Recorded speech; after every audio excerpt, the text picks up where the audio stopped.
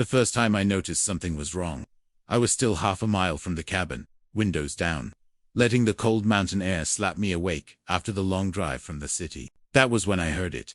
A high, angry whine cutting through the pines. The unmistakable scream of an electric meter spinning so fast, it sounded like a jet spooling up on a runway. I slowed the truck and rolled closer. My cabin. The little 2-bedroom log place I had poured 3 years of savings and every spare weekend into, sat glowing like a Vegas casino. Every light I had never turned on blazed. The porch bulbs, the floodlights I only used when hauling firewood after dark. Even the string of Edison bulbs I'd hung for atmosphere one drunk 4th of July, all of them burning bright. My stomach dropped. I killed the engine and stepped out.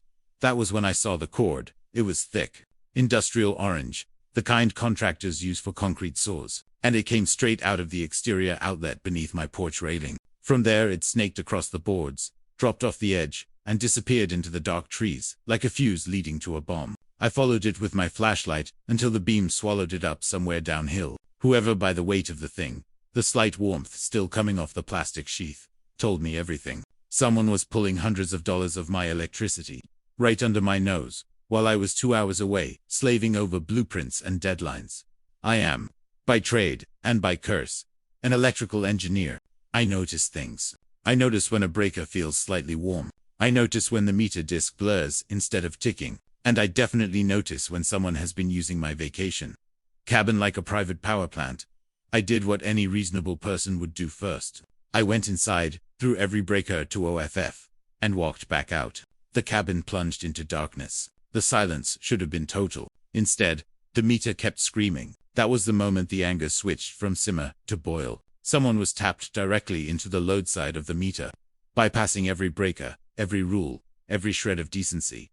I could have called the power company. I could have called the sheriff right then. But I wanted to see the face of the person who thought this was acceptable. I wanted proof that would leave no room for excuses. So I planned a stakeout. The following Friday, I parked a quarter-mile down the Forest Service road, killed the lights, and hiked in through the back way with a thermos of coffee and a pair of binoculars. I found a fallen log with a clear sight line to the porch, and settled in just before dawn. The mountain was still wrapped in fog, the kind that turns every tree into a ghost. For 3 hours nothing moved except squirrels and the occasional deer. I was starting to feel like an idiot when a white SUV eased up my gravel drive, moving slow, the way people drive when they're checking for witnesses. The driver was a woman in her mid-40s, bleached blonde hair, fighting a losing battle with humidity. Oversized sunglasses, even though the sun hadn't cleared the ridge yet. She stepped out, looked left, looked right, then popped her trunk, and pulled out a coiled extension cord. The exact shade of traffic cone orange I had seen the week before. She moved with the calm efficiency of someone who had done this dozens of times. Plug in, uncoil, walk it into the woods. No hurry, no guilt. I waited until the cord was fully extended and the SUV door was closed again. Then I stepped out from the trees and walked straight toward her. She didn't hear me until I was 10 feet away. When she spun around, the expression on her face wasn't fear. It was irritation, like I was the one interrupting her morning routine. "Excuse me," I said, pointing at the cord now disappearing into the brush. "Care to explain why you're stealing my power?" She adjusted her sunglasses and gave me a tight, condescending smile. "This is community electricity. Everyone up here shares." "There is no community electricity," I answered. "There's my meter, my bill, and my deed. Unplug it now." Her chin lifted. "I've been using this outlet for weeks. My power got shut off through no fault of my own. And neighbors help neighbors. You city people wouldn't understand." I felt my pulse in my teeth. "I understand theft just fine. Unplug it, or I call the sheriff and let them explain it to you." That was when her entire demeanor flipped. The fake sweetness vanished. She pulled out her phone and started screaming into it before I could even reach for mine. 911. "Yes, I'm being threatened. There's a man on my property trying to cut off my electricity. He's aggressive. Send someone now." I stood there, soaked in disbelief, as she gave my address, my description, and a version of reality so twisted it belonged in a funhouse mirror. When she hung up, she folded her arms and smirked like she had just played the winning card. 10 minutes later, a sheriff's cruiser rolled up the driveway. The deputy who stepped out looked like he'd rather be anywhere else. He listened to her first, of course. She talked fast, hands flying, tears appearing on command. Dangerous man. Harassment. Community resources. Attempted assault. I waited until she ran out of oxygen. then calmly handed the deputy my driver's license, the property deed folded in my wallet, and my last 3 electric bills showing usage that had tripled while I was home in Knoxville. Then I walked him to the meter, still spinning like a ceiling fan on amphetamines, and showed him every breaker in the box, flipped to OFF. His eyebrows went up. He followed the orange cord with his flashlight until it vanished into the trees. When he came back, his entire posture had changed. "Ma'am," he said, voice flat, "this cord leads off his property. That's theft of utilities at minimum, trespassing on top. You need to unplug it right now." Her mouth opened, closed, opened again. No sound came out. The deputy didn't wait. He started walking the cord himself. She tried to block him. He stepped around her like she was a speed bump. I followed at a distance. Down the hill, through a trampled path of crushed ferns and broken branches.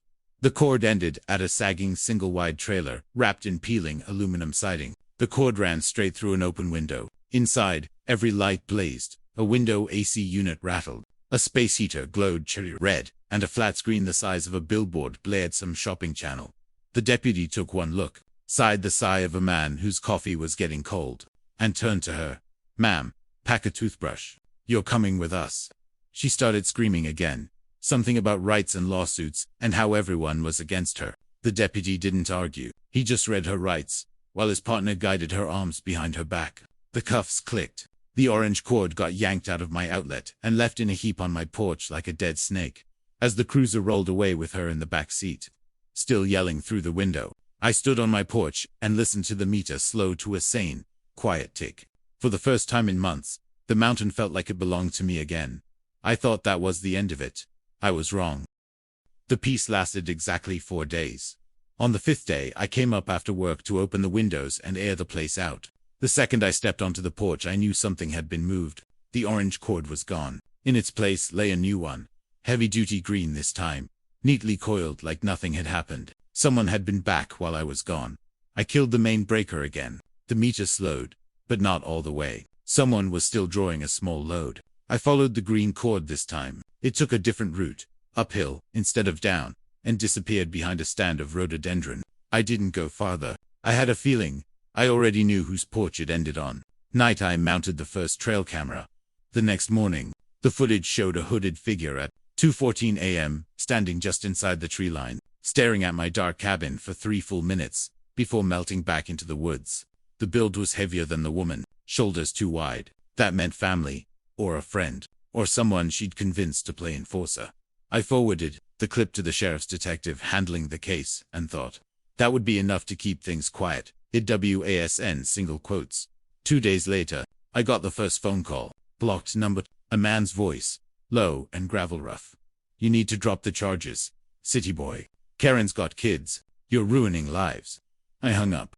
10 minutes later, the same number left a voicemail that was nothing but breathing and the sound of a lighter flicking open and closed. That same afternoon, I installed 3 more cameras and a motion-activated floodlight bright enough to land planes. The following weekend, I came up early to find my breaker box pried open and several wires pulled loose. Not cut, just yanked hard enough to scare me, not enough to actually disconnect service. Someone wanted me to know they could. The trail cam caught the same hooded figure again, this time walking right up to the box, spending 47 seconds messing with it, then strolling away like he owned the mountain.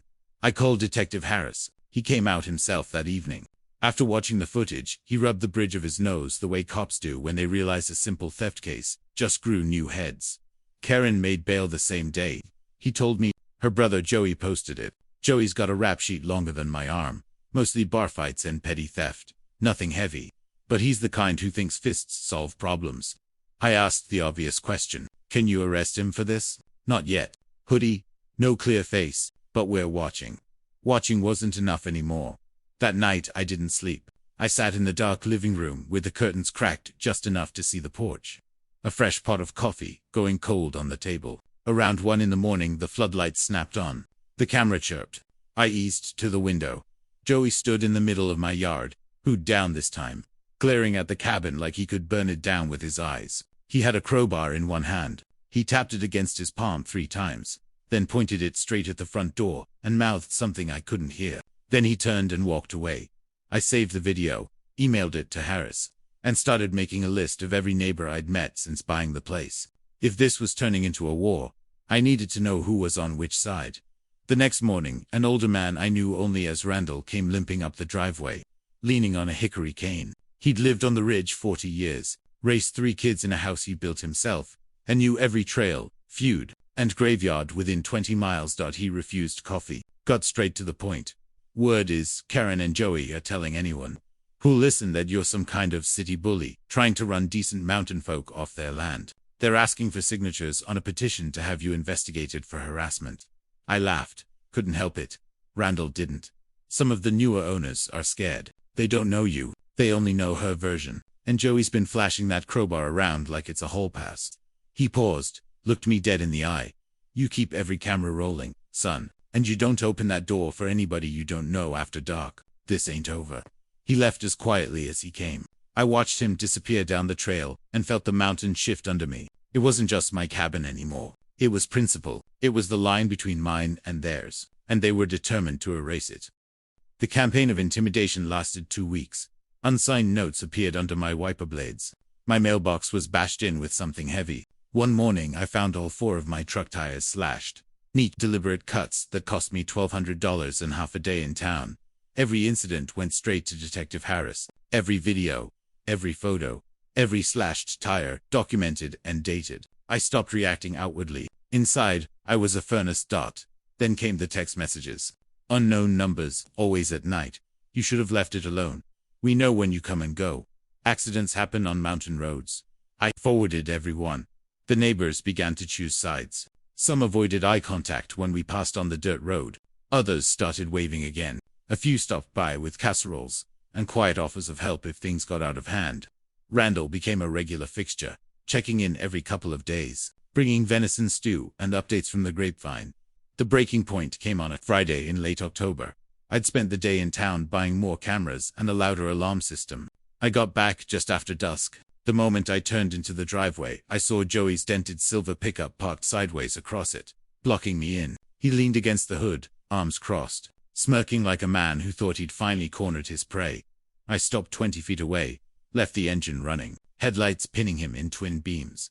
He pushed off the truck and started toward me. I rolled the window down just far enough to talk. Move your truck. Joey McMeer pulled out my phone, hit record, and set it on the dash in plain sight. He noticed, hesitated, then decided bravado was worth more than caution.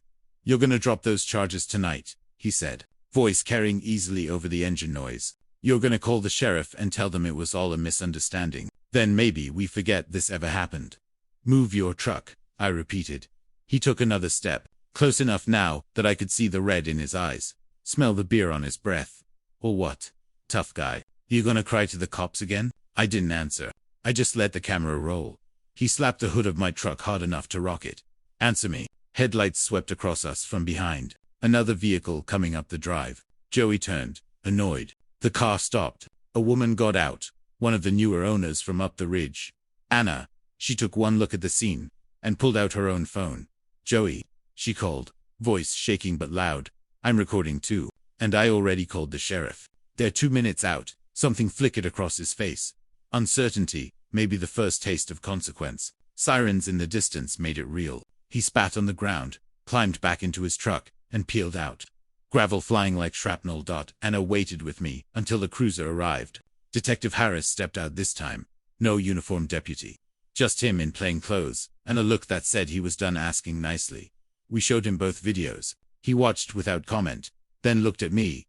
Double quotes, Mr. Dalton, I'm getting you a restraining order Monday morning, and I'm picking Joey up tonight for felony stalking and criminal mischief. Karen violated the no-contact order when she was present during the time. We've got her on camera too now, thanks to your neighbor.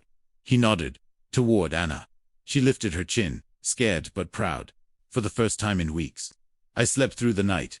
Court was anticlimactic. Karen showed up in a blazer 2 sizes too big, hair flattened into submission, playing the wronged single mother to the hilt. Joey wore an ill-fitting suit and the expression of a man who couldn't believe the world wasn't bending to his will anymore. The judge watched my footage compilation in silence.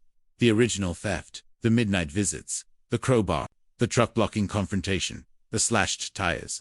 Everything timestamped and narrated only by their own words and actions. When it ended, the courtroom was quiet enough to hear the air conditioning hiss. Karen's public defender tried the desperate mother with no heat defense. The judge wasn't having it. "Ma'am, you stole over $900 in electricity, damaged private property, and participated in a campaign of terror against a neighbor. I'm sentencing you to 6 months, suspended after 30 days served, 2 years probation, full restitution, and 100 hours community service."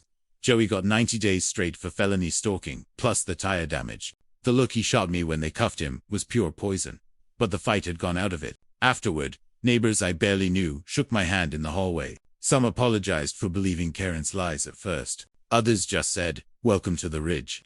Randall was waiting outside the courthouse, leaning on his cane and grinning like a man who'd won a bet with God. "Told you the mountain takes care of its own," he said. I asked what he meant. "Means you stood your ground when most would have sold and run. That matters up here."